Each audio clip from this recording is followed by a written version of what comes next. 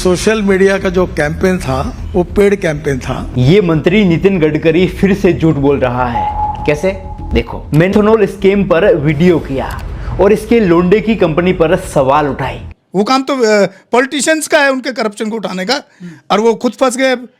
अब वो वहाँ थाने के चक्कर काट रहे हैं। लेकिन हमारे देश में बड़े बड़े चैनल हैं, टीवी के न्यूज चैनल हैं, बड़े बड़े पत्रकार हैं, चित्रा त्रिपाठी हैं, सुधीर चौधरी हैं, ये क्यों नहीं उठा रहे ऐसे मामलों को? नहीं, वो इसलिए नहीं उठा रहे ना, उनको पता है जो इसके साथ हुआ कल उनके साथ होगा। आप समझ नहीं रहे, वो पत्रकारिता करने के बावजूद भी नहीं कर सकते। उसका एक टेक्निकल रीजन मैं दे रहा हूं आपको।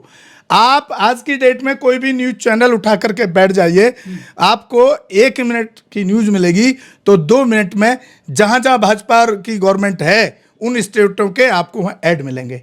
मोदी सरकार का ऐड मिलेगा, केंद्र सरकार। जब उस ऐड से उसको पैसा आ रहा है, उससे उसकी तनख्वाह मिल रही है, जितने भी नाम लिए आपने, जब वो ऐड देना बंद कर देगा, दूसरे का चलने नहीं दे रहे हैं, उसकी तनख्वाह कहां से मिलेगी? रोजी रोटी तो उसकी वही है ना, घर कहां से चलाएगा? नमस्कार, मैं ओमदेव। आज हम हैं दिल्ली में, हमारे साथ हैं सीनियर पत्रकार गौतम रत्ना जी।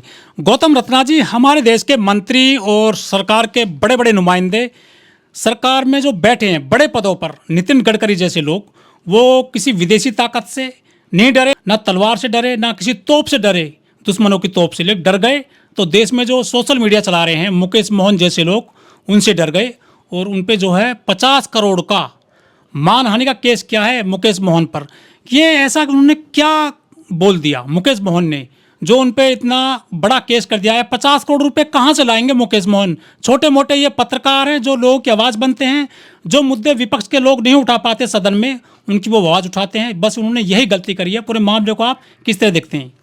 देखिए, मैं इसमें सबसे पहले तो मुकेश मोहन धन्यवाद के पात्र हैं, और यंग लड़का है अभी, और एक जो यंग में जो जोश रहता है ना, वो जोश है, जैन जी वाला। हाँ, तो वो जोश कहीं ना कहीं कभी कभी निकल के आता ही है। इवन देन की चंद्रशेखर भी उसी की एक उपज है, जो यंगस्टर का जो जोश रहता है ना, तो वो यहाँ तक पहुँच गए। तो लेकिन ये जरूरी नहीं कि हर आदमी चंद्रशेखर तक पहुँच जाएगा, उसकी जगह तक। तो पहले तो मैं उसको धन्यवाद देना चाहूँगा, लेकिन इसमें एक सवाल मैं जरूर अपने बहुजन मीडिया के लिए छोड़ना चाहता हूं, क्योंकि मैं भी उसका एक पार्ट हूं।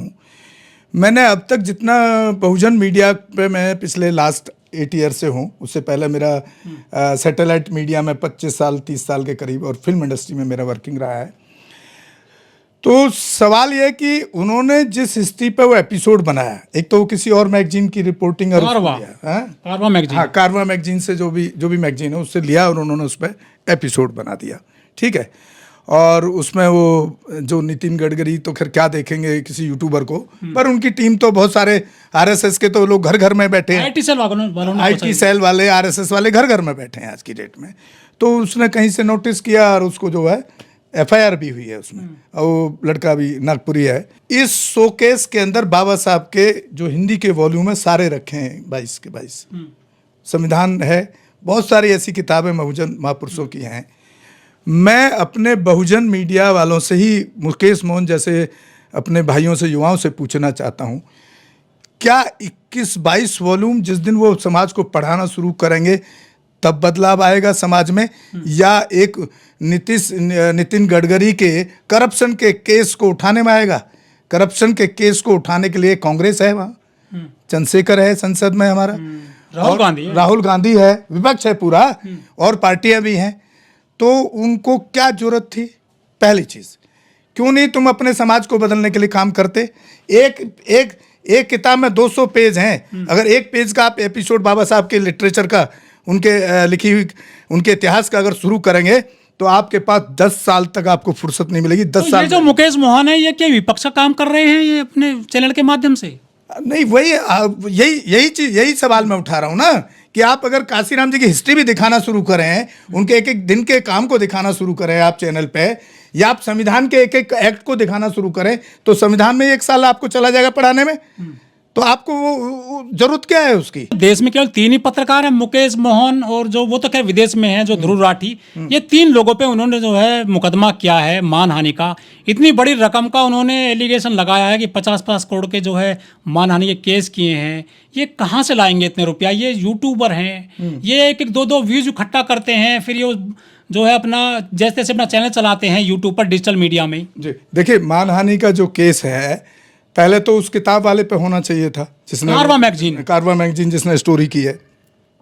दूसरी बात यह है कि ये उन्होंने जो मानहानि का जो फाइनेंशियल जो ये लगाया है क्लेम जो किया है फाइनेंशियल, वो क्लेम के लिए तो अब हमारे समाज को भी चाहिए कि मुकेश, चलो ठीक है, उससे गलत हुआ है सही हुआ, ये तो वो अपना, अब आपका अपना मानसिकता है, मेरा अपना मानसिकता है, मैं क्या बोलता हूँ, आप क्या बोलते हैं, आप क्या सोचते हैं, आप अपना एनालिसिस करते हैं, मैं अपना एनालिसिस करता हूँ। तो हमारे समाज के लोग, स्पीच का कानून है देश में, हमारे लोगों को चाहिए कि उसको एक अच्छा फाइनेंशियली भी अगर सपोर्ट नहीं कर सकते आप आर्थिक तौर पे, तो एक अच्छा लॉयर उनको सपोर्ट करना चाहिए, वो हो जाएगा, माफ होगा। लेकिन हमारे देश में तो जातियों के संगठन है बहुत सारे, द ग्रेट समाज, the great Valmiki, the great जो है यहाँ पर साहू, और ग्रेट यहाँ पर अम्बेडकरवादी हैं। तो ये लोग अब सपोर्ट में क्यों नहीं आ रहे हैं मुकेश मोहन के? मैं वही आपको कह रहा हूँ कि सबसे पहले तो मैं वकीलों पे ही कटाक्ष करूंगा इस पे, जो हमारे वकील हैं। आप जंतर मंतर लगातार जाते हैं, उनका केस लड़े नहीं, सुनिए, जंतर मंतर आप जाते हैं, मैं तो जाता नहीं हूँ।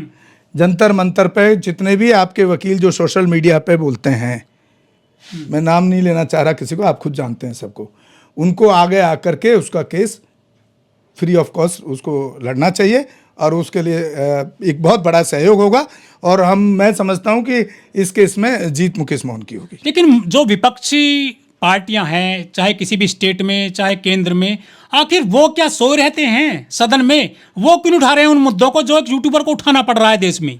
भाई वो इसलिए नहीं उठा रहे ना, आपने देखा ना ये सरकार कैसे बनी है, आपको ये पता होना चाहिए कि जिसको पलटू चाचा भी लोग कहने लगे, अब हो सकता है मेरे ऊपर ही कोई मानहानि का आर्थिक वो ना डाल दे, नीतीश कुमार को पलटू चाचा पूरी दुनिया कह रही थी।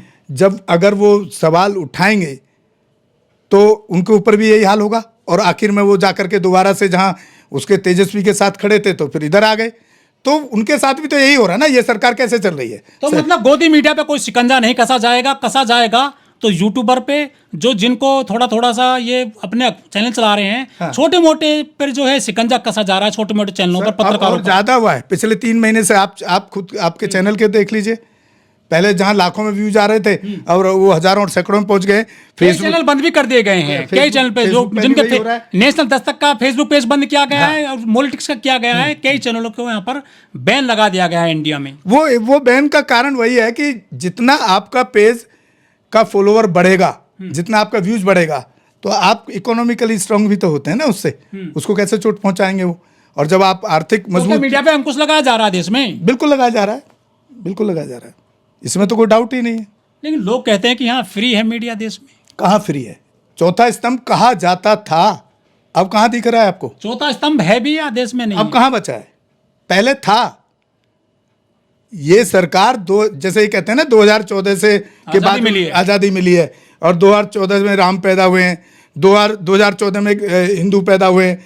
मैं तो खुलेआम पूछता हूँ, सड़क पर पूछता हूँ कि भाई 2014 से पहले तुम राम की पूजा क्यों करते थे? फिर देश में मीडिया कैसे काम कर पाएगी यदि ऐसे मुकदमे होते रहेंगे, मानहानि के केस दर्ज होते रहेंगे पत्रकारों पर? वो कहाँ से देंगे इतना पैसा? देखिए, मैं यहाँ पे ये भी अपने खास तौर से अपने बहुजन मीडिया को सलाह देना चाहूँगा कि मैं भी उस पर काम करता हूँ, लेकिन आप संवैधानिक भाषा में रह करके आप काम करेंगे।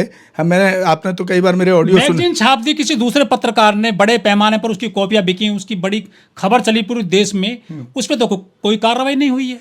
देखिए, एक पेपर में और मैगजीन में छापना, उसका जो रीडर है उसकी क्वांटिटी ऑफ पॉपुलेशन कम है, और जब आपकी कोई वीडियो सोशल मीडिया पे वायरल हो जाती है तो उसका क्वांटिटी ऑफ रेशियो जो है व्यूअर्स का बढ़ जाता है, यानी वो सरकार पे ज़्यादा इफेक्ट कर रहा है कहीं ना कहीं। इसलिए शायद मुकेश मोहन को लोग कहते हैं कि पुख्ता जो सूचना का तंत्र है मजबूत, वो आज भी जो है हमारे देश में अखबार और मैगजीन ही है। नहीं, अब ऐसा नहीं कह सकते आप छोटी सी कोई भी एक डिवाइस लेकर के जा करके चाहे रिश्वत के आज की डेट में आपको पता है अखबार उतना स्ट्रांग नहीं है जितना स्ट्रांग वीडियो वाला माध्यम हुआ है। आप कोई भी छोटी सी डिवाइस लेके जाए रिश्वत लेते थे, आप देख नहीं रहे सोशल मीडिया पे कितना रिश्वत लेते पकड़े जा रहे हैं, सेक्स स्कैंडल पकड़े जा रहे हैं। अशोक खरत वाला सीसीटीवी भी इसका एक पार्ट है और छोटे डिजिटल मीडिया भी एक पार्ट है। तो अब जो ये दौर आया है इसमें आपका प्रिंट मीडिया से ज़्यादा स्ट्रांग मैं समझता हूँ कि इलेक्ट्रॉनिक मीडिया क्या कुंद करने की कोशिश की जा रही है डिजिटल मीडिया को? देखिए कुंद तो यही है कि जो सरकार के खिलाफ बोलेगा उसके साथ में इस तरह के एक्टिविटी। लेकिन मैं आपको और अपने 2-3 सब्जेक्ट पे ले जाना चाह रहा हूँ। मैंने यहीं बैठे रेप केस में, जातिवादी रेप केस में, हत्याओं पर मैंने यहाँ से फ़ोन किया है एसएसपी डीएम तक को और सब में पॉजिटिव रेस्पॉन्स हुआ। बट उसके देखिए 2 तरीके से आप काम कर सकते हैं। एक तो आप थ्रेट दें कि मैं मीडिया से हूँ, मैं तेरा ये कर दूंगा और वो कर दूंगा, तो वो आपके ऊपर भी तो केस बन गया ना कि आप उसका बेजा इस्तेमाल कर रहे हैं। और मैं उसी भाषा को संविधान तरीके से मैं एसएसपी डीएम एसएचओ से बात कर रहा हूँ, सीओ से बात कर रहा हूँ। अकॉर्डिंग टू कॉन्स्टिट्यूशन इस एक्ट के अंदर आपने क्या एक्शन लिया मुझे ये बता दीजिए। अभी तो मैं आपको फ़ोन पे बात कर रहा हूँ, नहीं तो मैं आपके यहाँ आकर के एसएसपी ऑफिस या डीएम ऑफिस या एसएचओ या सीओ से आकर के मैं डायरेक्ट आपसे सवाल करूँगा, लाइव करूँगा।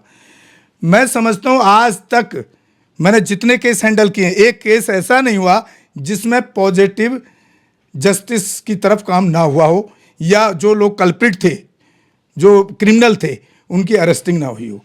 तो ये मैं इसीलिए आपको बोला था कि आज मैं इस पे बात करना चाहता हूँ। मैंने खुद कहा आपसे, उसका कारण यही था कि आपको पहले खुद को उसका पूरा नॉलेज होना चाहिए जिस काम को आप कर रहे हैं।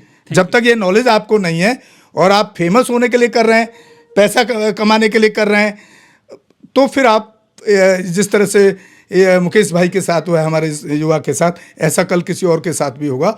इसलिए मेरे अपील है दोबारा से अपने खास तौर से बहुजन मीडिया से कि वो बिल्कुल एकदम संवैधानिक दायरे में और एक तरीके से काम करें। ठीक, थैंक यू, धन्यवाद।